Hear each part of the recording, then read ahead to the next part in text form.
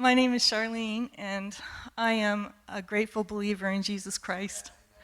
And I have been thinking about this for a while when the series started about the testimonies.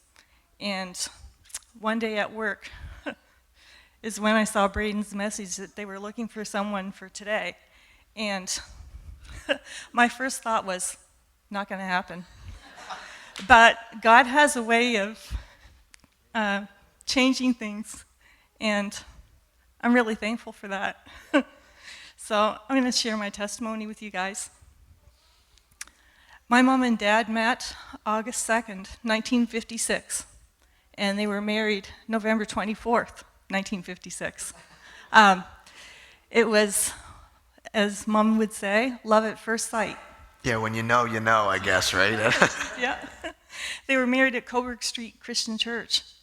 And Mom was born here in St. John. Dad was from Tyne Valley, Prince Edward Island. And Dad came here in 1956 because he was going to vocational school to take some courses. It wasn't just a high school back then. And today that's known as Harborview High. My grandparents moved to Moncton also in 1956. And my grandfather worked at Imperial Tobacco, and he worked there for, well, the entire time that I can remember him working, right up until he retired. And he was there for a lot of years. And Mom had 9 brothers and sisters. So I have a lot of aunts and uncles, and on Mom's side I've got 48 first cousins. And on Dad's side I've got 19. Okay, just saying, I dare you, if anyone actually has more cousins than that, I dare you. No, you don't. You're lying. 63, okay, still impressive. Crazy. Yeah, I digress, continue. Well, when my grandparents were moving to Moncton, Mom didn't want to go, so she stayed with her aunt and uncle and her cousin. They lived on Victoria Street.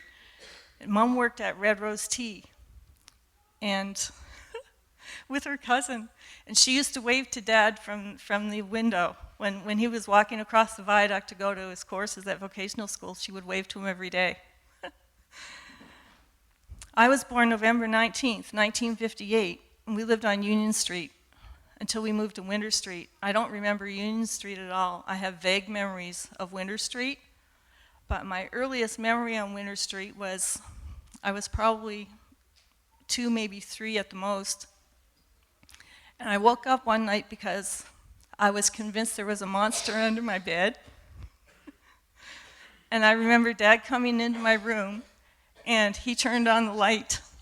And he opened the closet door. He said, "There's no monster in here." He climbed under my bed, and just to make sure that there weren't any monsters. And yeah, Dad was my hero. And I was never afraid when I knew he was close by. And I adored him. He was my monster chaser and bug squasher. Anyone that knows me knows I can't stand anything that crawls. Like, I just freak out. So Dad killed a lot of bugs when we were kids growing up. I think that just ministered to somebody right here. That's it. I also have 3 younger sisters. And I think back on all the memories that we have growing up, and I don't know how Dad did it. He was surrounded by girls. I mean, even Critter, our cat, she was a girl. He had a lot of patience. Another early memory I have is my great-grandfather playing the bagpipes. He was from Benbecula, and that's a place in the Hebrides in Scotland. And he and my great-grandmother moved here to St. John when my grandfather was very young. I don't remember. I think it was one of my great aunts, like my grandfather's sister, said that when they were getting ready to move, my great-great-grandmother hid my grandfather because she didn't want them to leave. When I was 5, we moved to St. Catherine Street, so that's the home where my mom grew up in. And that was if I think about it, I don't know how my grandparents and like mom and all her brothers and sisters, there were three bedrooms in that place, so the girls were all in one room, the boys were in another room, and then my grandparents. And mom said it was pretty crazy at times, and my aunts and uncles, like they're all really, really close, and I'm really close to them and my cousins as well. When when I started grade 1, I was 5, and I was supposed to go to Woodlawn Elementary School, but there was a mix-up with the school board somehow, and so I went to Bayview Elementary for the first grade, and where that is where the newest building for Loch Lomond Villa is now. So I walked from St. Catherine Street to Bayview Elementary School, and I remember a couple of things from grade 1. I didn't like school. I remember my teacher writing notes to mom and dad. We had, so this wasn't yesterday, this was a long time ago. We used to have campfire notebooks. And the teacher would give us word lists, you know, like cat, dog, mouse, those kind of things. And she would write notes home to mom and dad. And I didn't know why she was writing notes, so I would take my glue and cover the notes with the word lists. So by the time I got home, it wasn't too easy for mom and dad to be able to take the word list off, like to read it. I don't know where I thought to come up with that, but.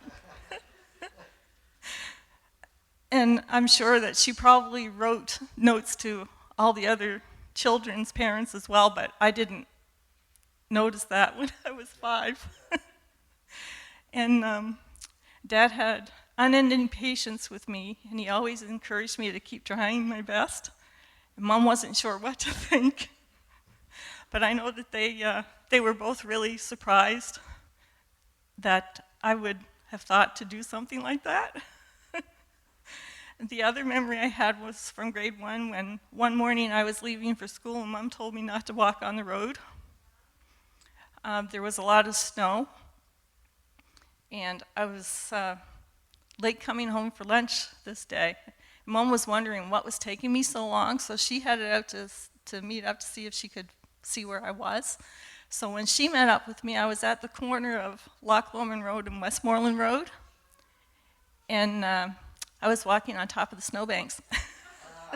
And she said, "What are you doing?" And I said, "Well, you told me not to walk on the road." So I did listen to her.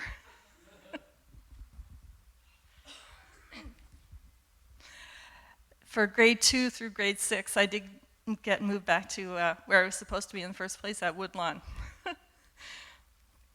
My cousin Debbie, myself, my cousin Sue, Debbie's sister, and my sister Brenda are the first 4 grandchildren that my grandparents had. We were so blessed to have had the opportunity to spend time with Grammy and Grampy, more so than my other cousins did, because we knew them the longest. But every weekend we used to go to Moncton, and we would stay with them. And Graham had a plaque on the wall, and it said, "Christ is the head of this house, the unseen guest at every meal, the silent listener to every conversation." And that stuck with me, and I asked her about it one day, and I said, "Graham," I said, "who is Christ?" And she said, "That's Jesus." And she used to have some gospel albums that she would listen to, but when the grandkids were around, she had some albums that were Sunday school songs that she used to play when we were there. So, and my 2 youngest aunts are 7 and 8 years older than I am. So I went to church with them in Moncton, and I remember one day I wanted to ask a question because the minister was speaking, and I went to ask my aunt something, and she looked at me and she said, "You have to be quiet because we're not allowed to talk in church." I think there's probably a few others that have heard that before.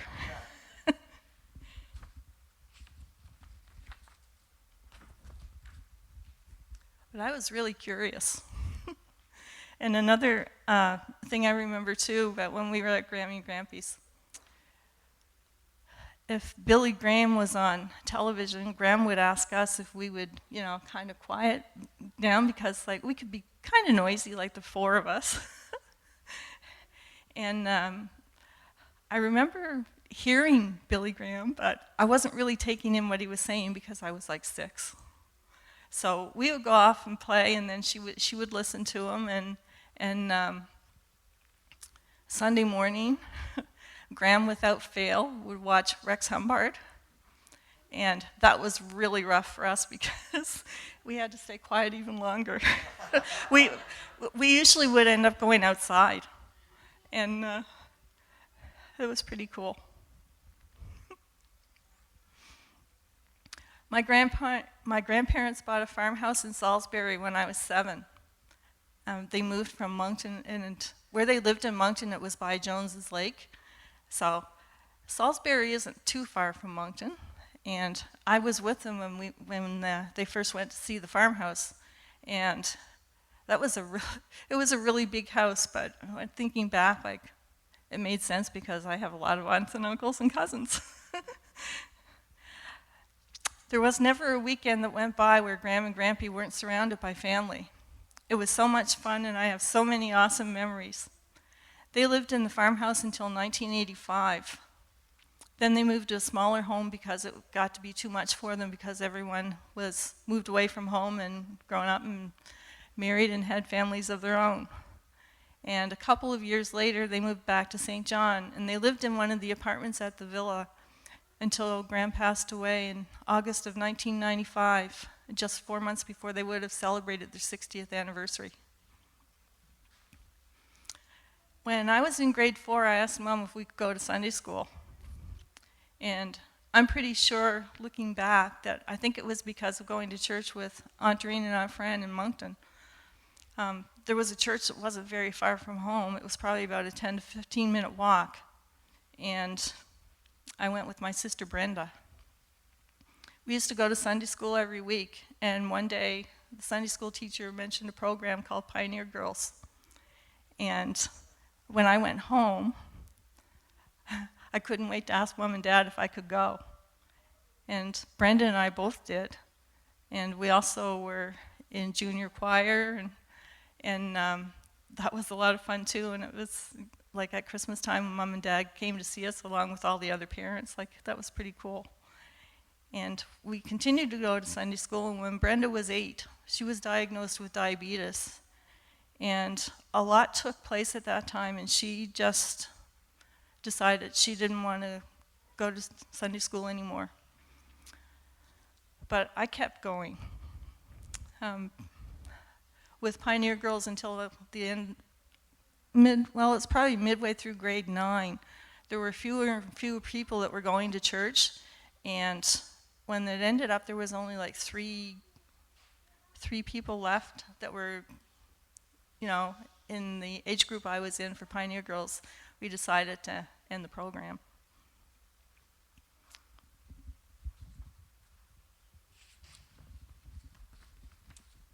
When I was in grade 5, I was doing okay in most subjects in school, but I really struggled with math. That was my hardest subject. And by the time I was in grade 7, it was even worse. Does that sound familiar to anybody?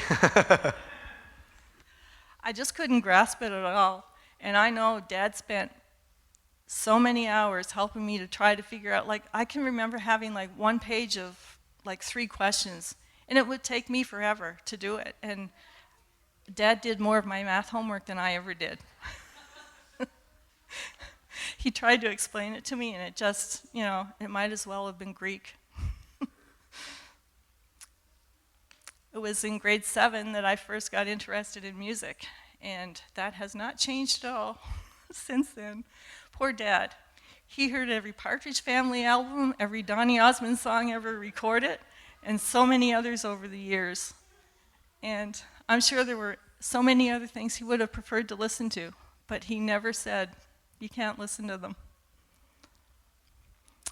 And I used to go to hockey games with Dad. I don't know who used to play, but we went to the Lord Beaverbrook rink, Brenda and I remember it was cold because it was hockey rink. Brenda couldn't wait to get home. But I used to watch the hockey games with Dad after that, and Brenda would just go off in her room and she'd be reading or something, but that's where I got interested in watching hockey. He was such an amazing dad, and he had so much patience with all of us. 1975, I was 16, grade 11, and that's the first time I heard Saturday Night on the radio by the Bay City Rollers. And that was it. I was completely obsessed. Anyone that, when they used to talk about Beatlemania, and everyone was so crazy over the Beatles, like that's how I was with the Bay City Rollers. Charlene actually requested the worship team play Saturday Night by the Bay City Rollers. We declined, but Nice okay, try. that was a lie, but okay. That would have been cool, though. I had my room covered with posters, and I remember when Grandma would come down, she'd walk in and she'd say, "I don't know how you can sleep in here."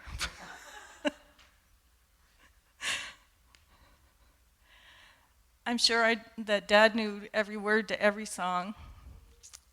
And I didn't just have one copy of their albums, I bought 2 of every one of them. And I played them so much that at the end of it, you couldn't even hear the words.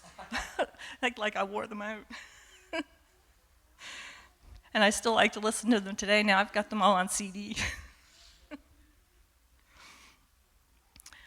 Graham's sister, Aunt Gladys, moved to St. John from Ontario. She lived at the opposite end of the street where we lived. And I used to go visit her with her granddaughter, Charlotte, and she would say, different times, "You guys should go to Douglas Avenue. I think you'd really like it."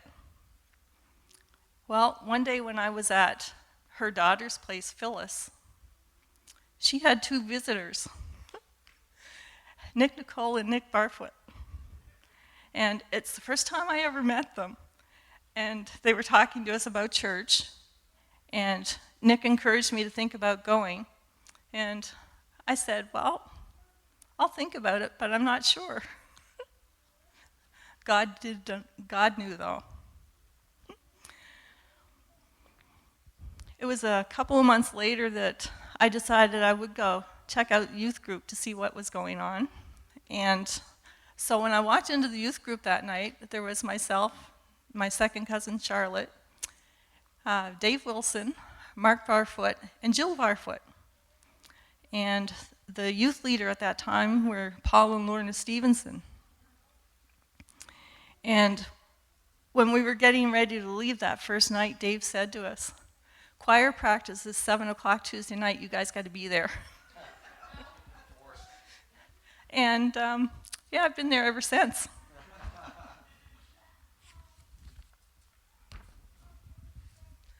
I was baptized December 9th, 1979, and I remember how cold the water was in the baptistry because the heater wasn't working.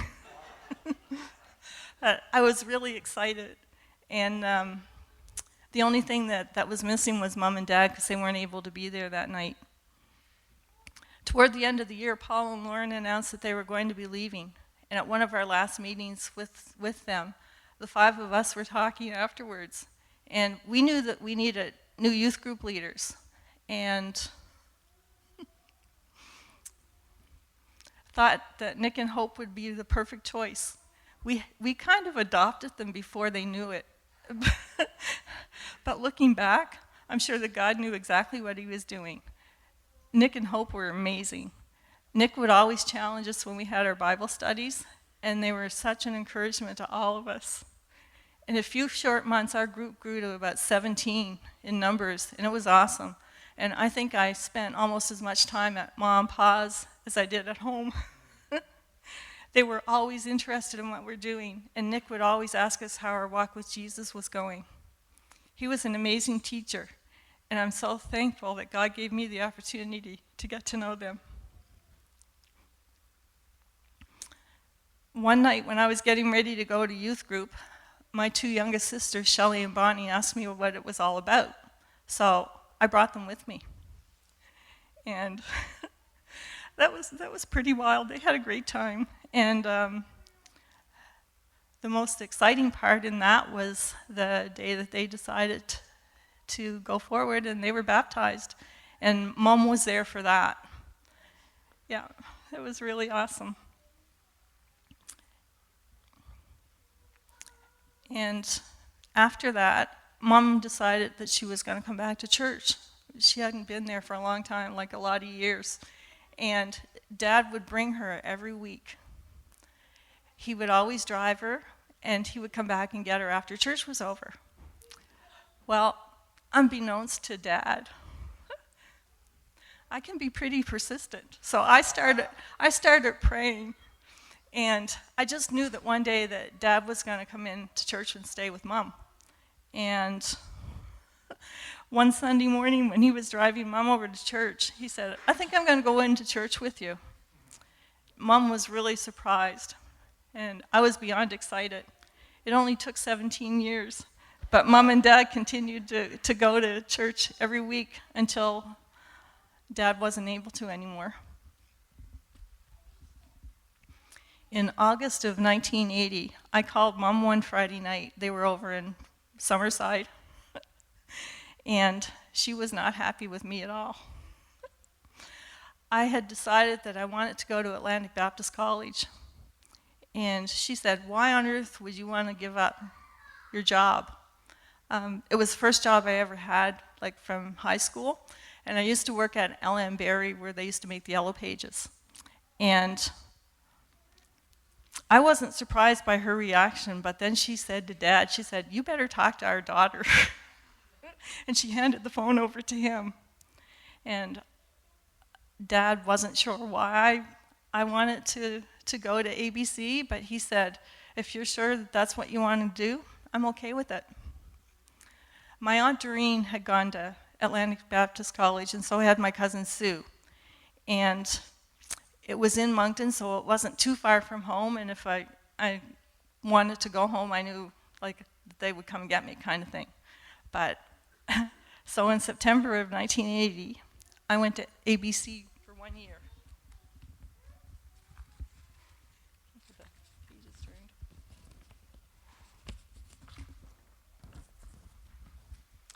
I was talking to Ralph Richardson, the pastor who had married my Aunt Doreen and Uncle Dave. He was also a professor at the college. So at that time, I was waiting for approval on my student loan, and he asked me, "How strong is your faith?" And I told him, "I know that God's going to sort that out," and I never looked back. I did get approved, and I only attended 1 year, but that was an incredible experience for me. I made a lot of new friends, and I learned some more about the Bible. I probably could have learned more if we didn't socialize as much as what we did. In June of 1981, I moved to Alberta to stay with my Aunt Doreen and Uncle Dave and their family. They lived in Leslieville, Alberta, so it's 40 miles from Red Deer, and it's right in the middle of between Calgary and Alberta, like it's 150 miles either way. So Leslieville was a really small place, and I remember I went to church with them one Sunday, and after we got back to their place, I said to my aunt, I said, "I'm not going to go back to your church." And she was really upset with me, and she said, "Well, you have to." And I said, "Well, I'll go, but I'll stay in the car." So my uncle said to her, she said, you can't make her go. But there was just something about that minister that just didn't feel right to me. And after I decided that, she didn't ask me anymore, but I moved to Red Deer because there's no work in Leslieville, like there's just nothing there. So I went to Red Deer, and I was working, and I was at Walmart, and they put me in the sporting goods section. And I know absolutely nothing about hunting, fishing, and other things like that. And people would come up and ask me about crossbows and and hunting knives and stuff. And I would always end up getting someone else to talk to them, so they eventually moved me into the toy department. I think that was a good move on their part. And the first Sunday that I was in Red Deer, I was out for a walk, and I saw this church, Bethany Baptist, and so I went in. And it reminded me a lot of DA because everybody was like really friendly. And so I started to go to one of the home study groups. But at the same time, I was really homesick because everybody else was here. And I used to walk to the corner store at the phone booth to call home because I didn't have a phone in my apartment. And the hardest day that I had when I was out there was Mom and Dad's anniversary, their 25th anniversary. They had a big celebration here, and I was the only one not home. But I called them that night, and I was talking to everyone, but it just wasn't the same. But one of the coolest things in that was that Nick and Hope went to Calgary when I was at my aunt's.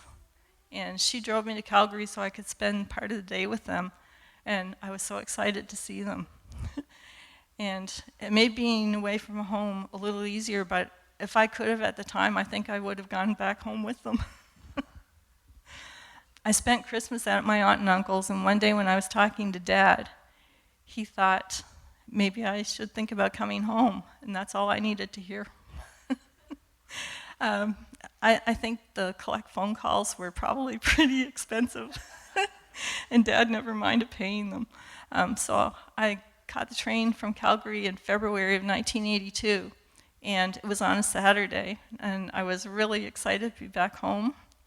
And the next day, I went to DA. It was awesome. In September 1985 was really hard for us because my dad was diagnosed with diabetes when I was 8 years old. And in 1970, he took 2 different kinds of insulin, and the warehouse that manufactured the insulin mixed the 2 types. Like they had the wrong stuff, the wrong insulin in the wrong bottle, so he didn't get the right amount of what he needed. And he had some health issues from that. And in 1985, he had a heart attack. He was 50 years old when he had his first heart attack. They were never able to operate on him because of his complications with diabetes, but Dad never lost hope.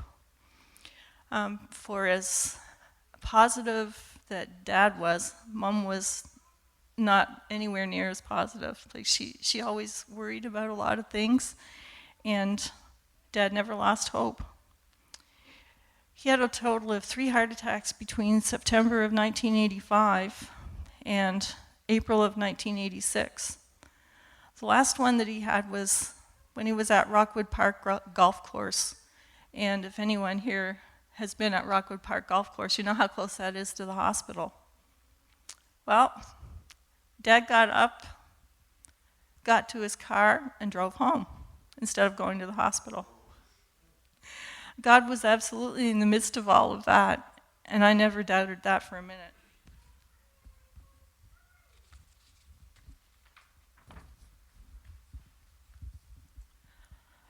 Boxing Day 1988. I left here to go to Charlottetown to get Shelley to bring her home. And weather-wise, it wasn't doing anything here that morning. And my friend Elaine was with me, and we stopped in Summerside to see my aunt and my cousin, and we had a great visit.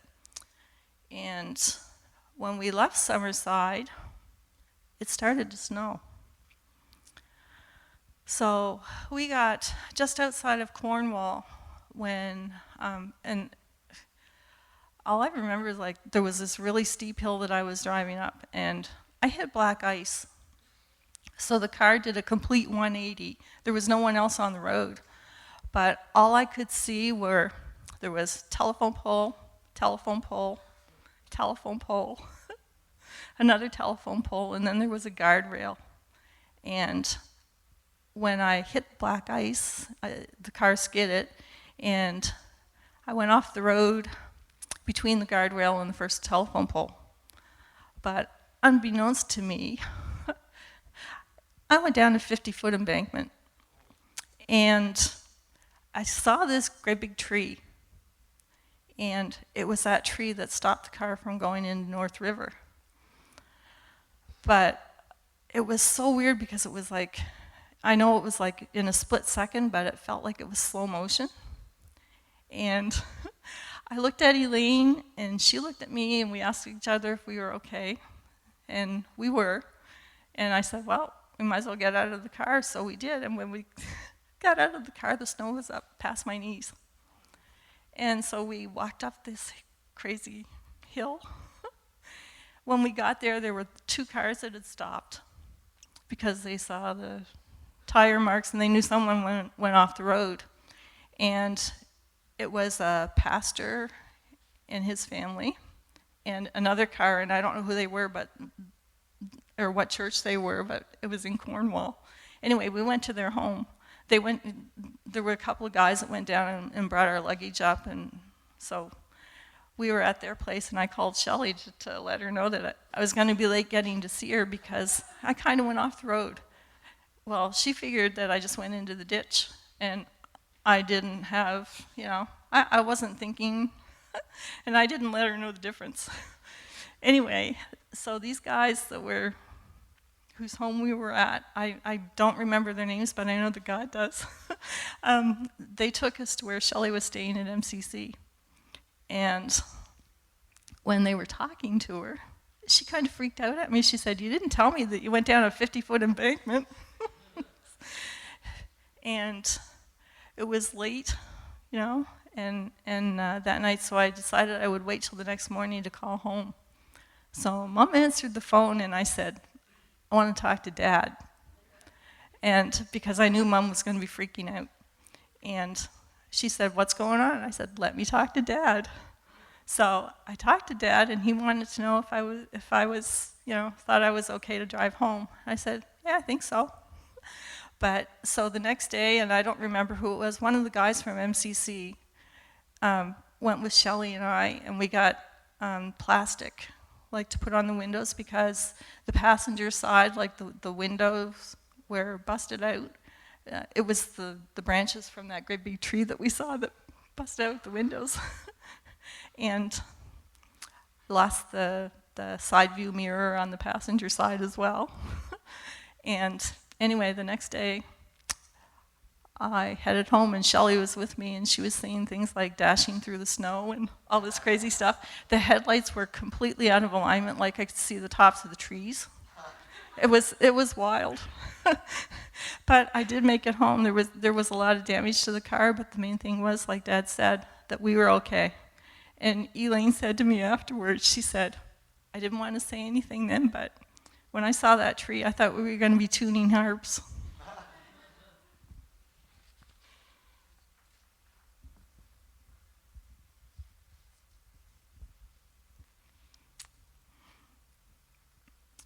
So Greg and I were married May 9th, 1992.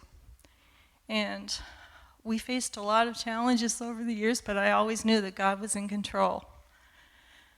Greg grew up Catholic, and he couldn't figure out why it was that I never worried about anything. I always thought that no one could beat her for worrying until I knew Greg, and he had her beat by miles. We went to St. Peter's and Douglas Avenue both. Greg started to ask questions. And I remember one Sunday when we were there, he asked Nicole, if he could take communion, if he was allowed to take communion. And when Nick answered, "I don't know, what do you think?" That led to a lot of meetings with Nick and Bible study. And Greg realized that there was so much more than just going to church. And he was baptized June 2nd, 1992. It was really exciting to see him starting to grow as he read his Bible. We were in Nick's Sunday school class, and that was so awesome. But Nick, like the way that he taught, he would just ask these random questions out of nowhere. Like I'd be walking in the room and he would say, one day he said, like, what were the dimensions of the ark, of the Ark of the Covenant? And I looked at him and I said, am I supposed to know that? He said, I know that you know that. So anyway, I went home and I did some studying, and the next week when I came back, I told him, he said, see, I knew you knew that.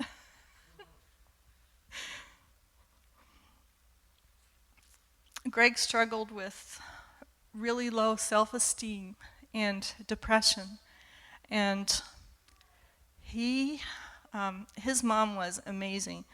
She was widowed when Greg was 8 months old. Greg never knew his dad. He passed away of a massive coronary in 1962, and in October. Greg was born February of that year. So the only father figure that Greg had was my dad. And he had uncles too, but all of his uncles except for one passed away before they were 50 because of heart problems, like it was hereditary in their family. And I kept praying and encouraging him to keep trusting in God. And he just got to a point where he stopped going to church. But I never gave up. I knew that God had a plan, and I knew that God definitely wasn't giving up either. In May of 2002, Dad's health was declining more and more, and it got to a point where he wasn't able to drive anymore, so I was driving their car. But I remember one of the last trips that he drove, we were going to Moncton to take Brenda home, or to the airport to fly back to Ontario because she'd been home for a visit. And my dad always liked to drive kind of fast. Mom would never say a word. Brenda was in the back seat beside me, and she was writing notes like crazy because Dad was he was driving a lot faster than he should have been. And Mom was in the front seat, and she never said a word, but she said she was praying, God, please just let one Mountie car stop. And that didn't happen. But when we pulled into the yard at my sister's, Dad got out, and he handed me the car keys, and he said, I think you better take these. So I was driving their car then, and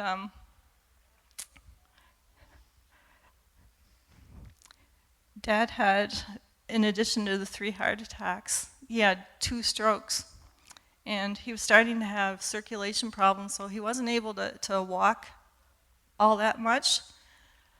And he was always so optimistic, and he never ever gave up. And Mom would say, like, I don't know why he's, like he's going to end up losing like a leg or a foot or something. Like, she was convinced that, worst case scenario.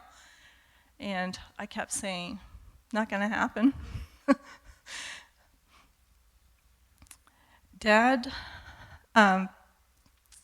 May 2nd, 2002, was in the hospital, and he collapsed on the floor when he was going back to his bed. So, of course, we got a call to go up to the hospital, and got in a taxi and went up. And then Mom got there, and it was wild and crazy, but the doctor was there, and like the whole medical team was around Dad, and they were able to resuscitate him. And I remember it was kind of surreal in that moment, because Mom started freaking out because Dad had a DNR, do not resuscitate code on his record. But that was at the nurse's station. And the doctor on call was not at the nurse's station. So he did what he was trained to do. And Mom was freaking out, so I said to her, Mom, it's just not, they did what they had to do, and they weren't wrong to do it.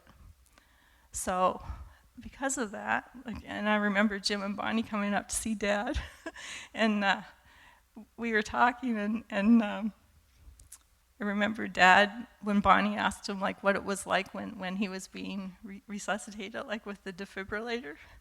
And he said, all I can remember about that was those paddles were really hot. And Dad ended up on dialysis after that. And he used to have to go 3 days a week. So I used to go up and sit with him and spend time with him when he was on dialysis, going through dialysis.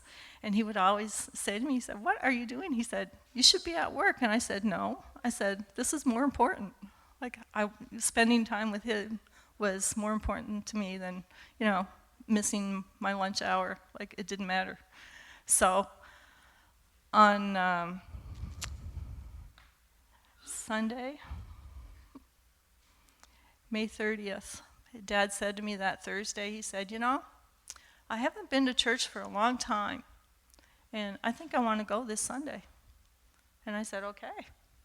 So I didn't say anything to Mom because he said he wanted to surprise her. So he called me Saturday night, and he said, yeah, Mom and I are going to go to church on Sunday morning.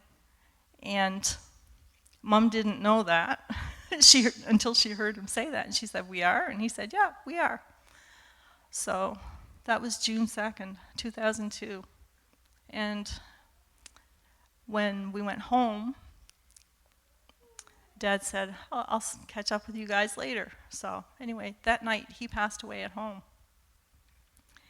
And so I got a phone call and went out to Mom and Dad's, and there were, I don't know if there were 2 police cars or 3 police cars, and because that's protocol for when someone passes away at home, so we had to wait for the coroner. And I remember, like, Mom's kitchen is really small, like going into the living room, like it's a really narrow entryway. And there were 2 police officers, and they were as tall as Jeff or taller. And I started to go into the living room, and one of them stopped me and he said, what are you doing? And I said, I want to see my dad. And Greg was standing behind me. He had no idea what was going through my mind. And the other police officer said, I don't know if that's a good idea. And I looked at him and I said, well, whether you think it is or not, I want to see my dad. So the other officer said, well, you might as well go ahead. And I don't know what Greg thought I was going to do, but I just wanted to see Dad. God is pretty amazing.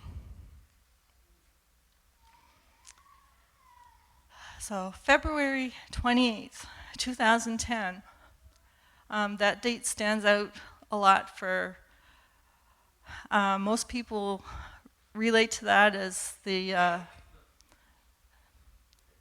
goal that Sidney Crosby got for Canada in the Olympics, but for me, I remember that being really cold that night, and Greg, it was around 6:30, said, I'm going to go for a walk. And I didn't think anything of it because he used to go out for a walk all the time. But after about an hour and a half, and I'm thinking, wow, I wonder, Greg's been gone for a while, the phone rang, and it was Greg. And he said, just thought I should let you know I'm at the hospital if you kind of wondered where I was. He was having chest pain, and he never said anything to me because he didn't want me to worry. And, of course, I went out to the hospital. The cardiologist that was on duty that night said, everything looks okay, but your story is not matching up here, so I'm going to admit you. So he was in the hospital from February 28th until almost a month later. March 14th, it was on a Sunday. I went to church as usual, and it was the first time I heard the song, You Never Let Go, by Matt Redman. And that song gave me such an awesome reminder of how much God is always with us in everything. Greg was still in the hospital, and on Tuesday, March 16th, he had a triple bypass. And he got home from the hospital on Sunday, March the 21st, and that's when his recovery began at home. His first week at home was really rough, though, because he was supposed to call the hospital so that they could monitor his incisions. And I would call, but there's no way I could have helped Greg. Like, I couldn't do it.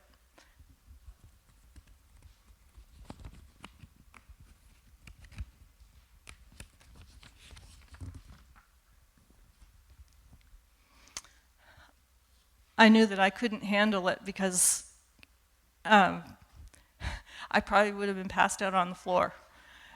God knew that, though, but we made out okay because thanks to my niece Autumn, and she's now a nurse in the cardiac cath lab. She used to stop in on her way to classes of university. She was a nursing student, and she helped Greg get set up so that they could do the calls for the hospital, and she stayed until afterwards, and then she went to her class. It was a slow process, and Greg was counting the days that he could go back to work, because the whole time he was out, that's all he thought about was like, I've got to get back to work, like there's just so much I want to do. And I would say to him, Greg, you need this time to heal. October 10th, in October 2010, there was a group of 9 of us that went to River Valley Wesleyan for training to launch Celebrate Recovery at Douglas Avenue. That was an incredible journey, and there was so much planning that took place to get things started. And I remember being at Dave Nicole's with the rest of our team, and he was asking where we saw ourselves in leadership. If there was anyone that stayed in the background, like I said earlier, with things, that was me. And I never dreamt in a million years that God was going to speak to me about being one of the group leaders for the Ladies Share group. And I was petrified, but I did it. Our first meeting at CR was at Douglas Avenue was September 2011. And I remember we opened the doors and a cat came in. That was our first visitor.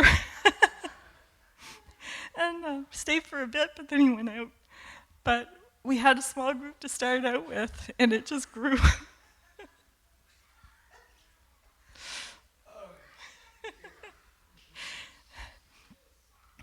We had we had a lot of fun at CR, and there was a lot of laughter and tears at times.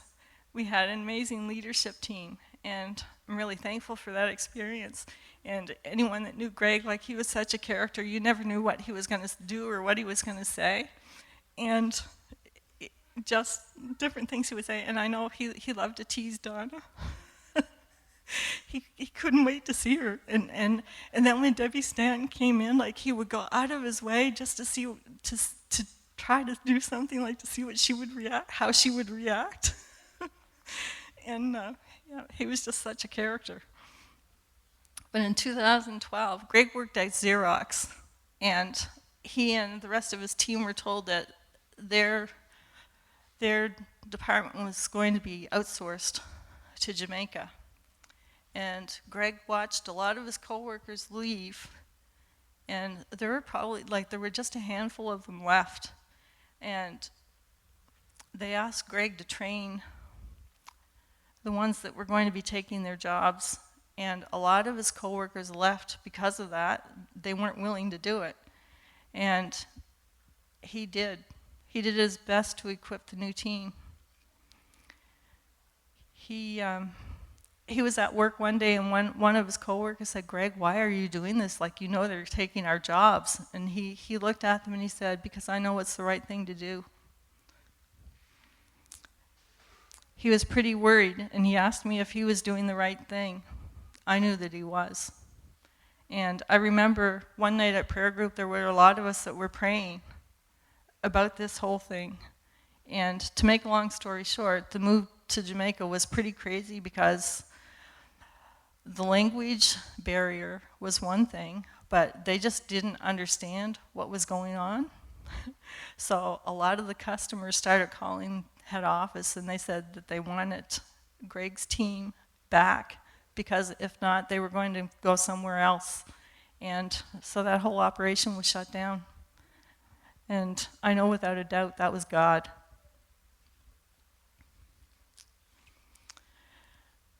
September 4th, 2015, we celebrated our 4th year of Celebrate Recovery at DA.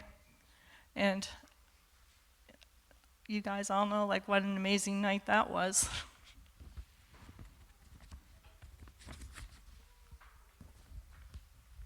Greg was so excited that night. He was just blown away by how many of us got up and were commenting on the changes that were taking place that God made in lives, being transformed. And when we left church to go home that night, before we left, Greg was talking, and he said, God really is so awesome. And we had no idea that was the last time we were going to see him. September 5th, 2015, Shelley was over that weekend. And so I left Saturday morning to go out with her and Mom. And Greg was working on something at the computer when I went out, and he said he would see me later. So when I got home around 5, I found Greg. He had passed away at home. So I remember calling 911, and they wanted to know if I could do CPR on him, and I said, he's gone. I can't. I'm not going to. And so then, of course, they said, well, don't hang up, because we want to keep you on the phone until the paramedics get there, and it wasn't very long, and they were. So as soon as I hung up from talking to them, I called Shelley because she had taken Mom home, and I said, what are you doing? And she said, well, I just dropped Mom off. And I said, well, I think you might want to come back over. I said, Greg just passed away. And then I called Jeff. And after I hung up from talking to Jeff, I thought, we've got worship team practice tonight, and I'm supposed to be on for a video, so I better call Nancy. So I called Nancy over at the church, and the next thing I know, Nancy and Richard were at my place too. And then Jeff and Hazel were there, Shelley, Dan and Debbie, Mark and Darlene, Victor, and I have no idea who else was there, but I know that that Greg is in the presence of God, and I know that one day we'll see him again. He'll never be forgotten.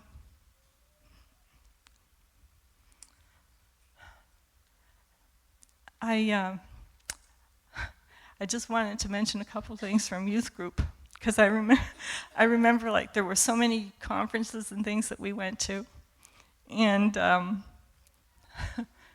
there was one weekend that we went camping in Oak Bay. I don't know how Nick and Hope did it. Like there was like 15 of us with Nick and Hope, and we used to do like different service projects and stuff in the church. Well, one year when we were doing the Good Friday breakfast, we were in the kitchen, and Jean was in helping us, and she was mixing up the pancake batter. Anyway, I was standing on a chair, and I stood on the counter because I was trying to get something out of the top cupboard, and it fell into the pancake batter. It covered Jean, and I thought, oh, I'm in trouble. But I looked at her, and then I started laughing, and she burst out laughing. We had a lot of fun. I'm so thankful for God's presence in my life. He's given me strength to keep moving forward. And I have felt his indescribable peace that I can't begin to explain. And I just want to close with one of my favorite scriptures. Romans 8:38-39. For I am convinced neither life nor death, nor angels nor demons, neither the present nor the future, nor any powers, neither height nor depth, nor anything else in all creation will be able to separate us from the love of God that is in Christ Jesus our Lord.